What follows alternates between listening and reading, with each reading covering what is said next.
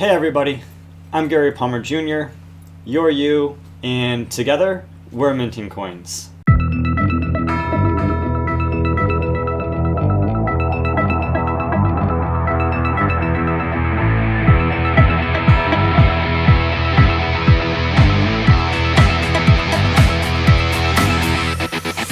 Now, I want to thank you for showing up and being a part of this video. This is sort of exciting for me since this is the second video that I've put myself out there in for minting coins. I've run other YouTube channels before and been involved in a lot of different YouTube campaigns and marketing campaigns, but this is the first time that I have a channel that I'm bringing forth to the world to bring information, to really educate people and give people information. And getting the first video done and having that posted and up there and out there was very, very difficult. It was an incredible undertaking, not just because of the time and the resources and the planning and figuring things out and you putting everything together and actually getting it done. But there's a lot of fear that I had, and there was a lot of resistance that I had to create that video and to get that video done. And even though it's just posted now, it's actually a video that I had in the works for, a solid 3 months. So now that first video is done 3 months later, the plan is that we have a show, we have a channel, we have a format, and we're going to be bringing you information about Bitcoin and blockchain technologies and breaking it down and putting it back together to have it all make sense for you. So with that, this channel I'm expecting to be a lot of fun and with a lot of information. And most importantly, what I'm looking forward to is having a community. A community where we can come together and ask questions and get information and have the backing of a community to know that we're there to look out for each other, to help each other, to bring reasonable information in reasonable times without all of this hype and uncertainty. So I'm hoping that, knowing that I don't have all the answers and knowing that there isn't one single person or organization that has all the answers, that by coming together we can crowdsource our knowledge intentionally for benefiting the entire community. And that's some additional groundwork and some foundation into how I want to help support minting coins and create the platform for all of us to come together and get this information from YouTube. And what a time to start delivering that information on YouTube, especially after all the recent changes that YouTube has been implementing with everything that's been going on with alternative news or fake news and misinformation and disinformation. And there's a lot of channels out there that have some extreme opinions in both directions, and sometimes those opinions go over the edge of the facts as we know them without any evidence to support things that are said. And so we could have conjecture and we can have armchair theories of grandeur and screenwriting ideas for the big screen, but we really want to have information that's focused with facts, that is backed up based on what other people have written or what other people have said, and just really bringing the news in a simple, direct, meaningful way where we can all start and have a conversation. So with that, there's a lot of things that are happening in Bitcoin and with blockchain technology.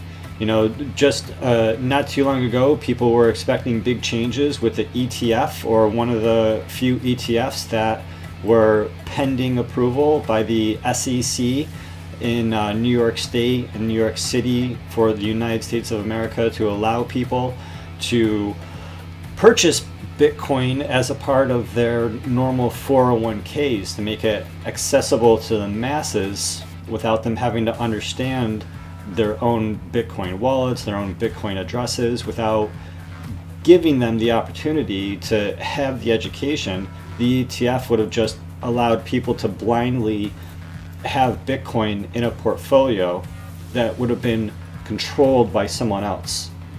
The thing about this ETF and those portfolios and all the people who are now not having the opportunity to purchase Bitcoin as a part of the ETF is that they have to still get this information, and they have to have their own wallets and their own addresses and have the security of being their own bank, have the security of not having that Bitcoin in someone else's control and someone else's financial vehicle, have someone else controlling what theoretically should be your private keys. But the ETF wasn't approved, and so we all now still are living in this world where we're going through Coinbase directly to purchase Bitcoin or purchase Ethereum, potentially soon to purchase Litecoin as well, or going through Gemini to purchase Bitcoin or purchase Ethereum, and then either leaving it in those exchanges or securely sending it to wallets that you control and just you control and just your family has the access to those private keys. But what we're seeing with that ETF being denied is simply that the United States is not leading the way for this technology. The United States of America is not taking the responsibility of building on the technology of blockchain, the blockchain technology, which includes Bitcoin and other cryptocurrencies, to create adoption and usage, to create flow of this new resource into all of the countless communities that span across America, let alone the rest of the world. But what we are seeing as recently as this month, as of April 1st, Japan allowing Bitcoin to be, and cryptocurrency to be accepted as essentially money without calling it a currency, stopping short of calling it a currency, but allowing every organization, business, person to accept and exchange Bitcoin and cryptocurrency value for commerce. And so with the entire country of Japan allowing the mass adoption of cryptocurrency and Bitcoin, all of those communities are going to have Bitcoin in their communities. All of them are going to have access to technology.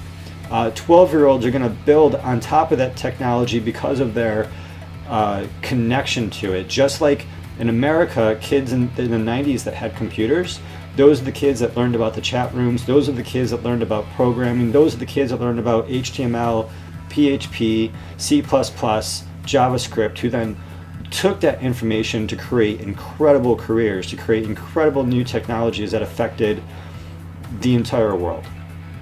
And so without America leading the way to have access legally as a nation to these technologies, other countries are taking the reign.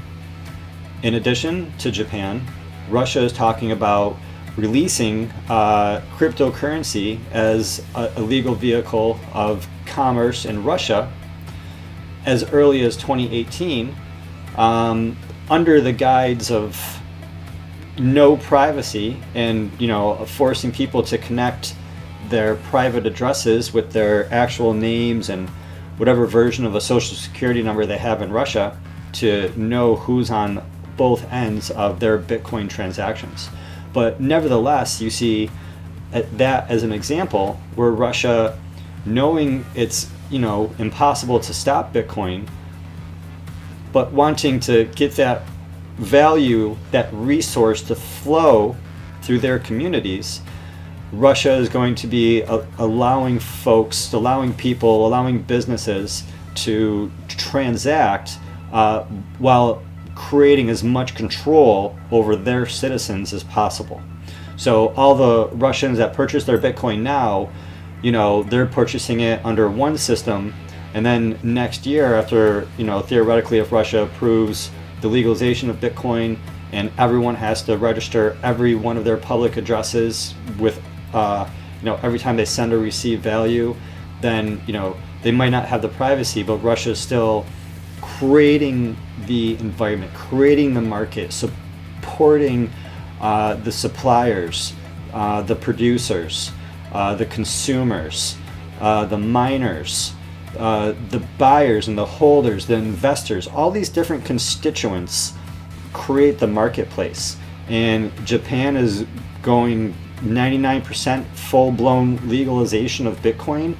Russia is as early as 2018, and what we've seen with the ETF and other mixed regulations and signals across all different judges in courts and politicians, state governments, and different federal administrators in the United States government, is that the United States is just all over the place in terms of what the acceptable concept of Bitcoin is. Is it a currency? Is it an asset? Is it a commodity? How is it taxed? How is it regulated? And all of this conflict creates uncertainty. This is a blessing and this is a curse.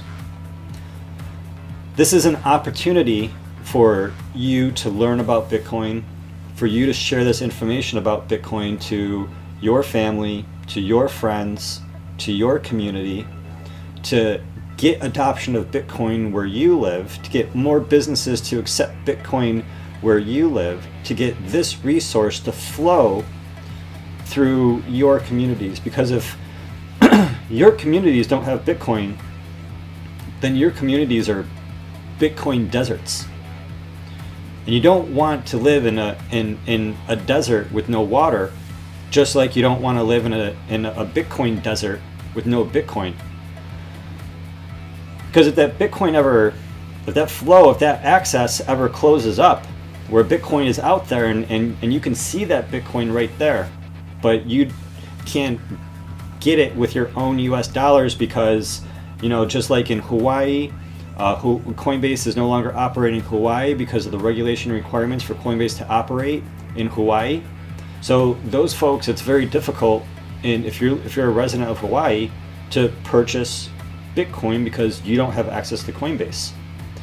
And so if those communities don't have Bitcoin and there's no access to purchase new Bitcoin, then there's a very low amount of Bitcoin in that community to circulate. And what I would recommend is that, for Bitcoin adoption, for the buyers and the holders, for the users and the spenders of Bitcoin, for everyone involved in Bitcoin, to increase the value, to increase the individual value as well as the overall market cap value.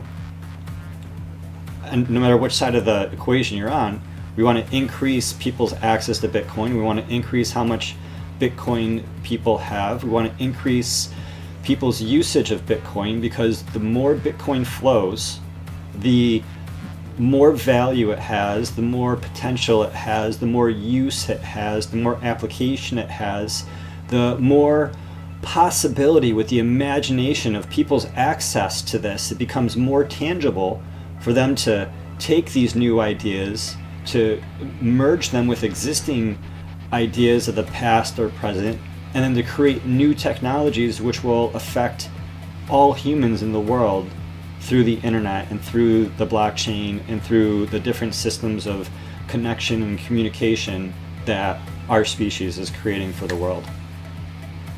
And if you have any questions, then feel free to comment below, contact me. I want to know what you think. I want to know, what do you want to know more about? What questions do you have? What comments do you have?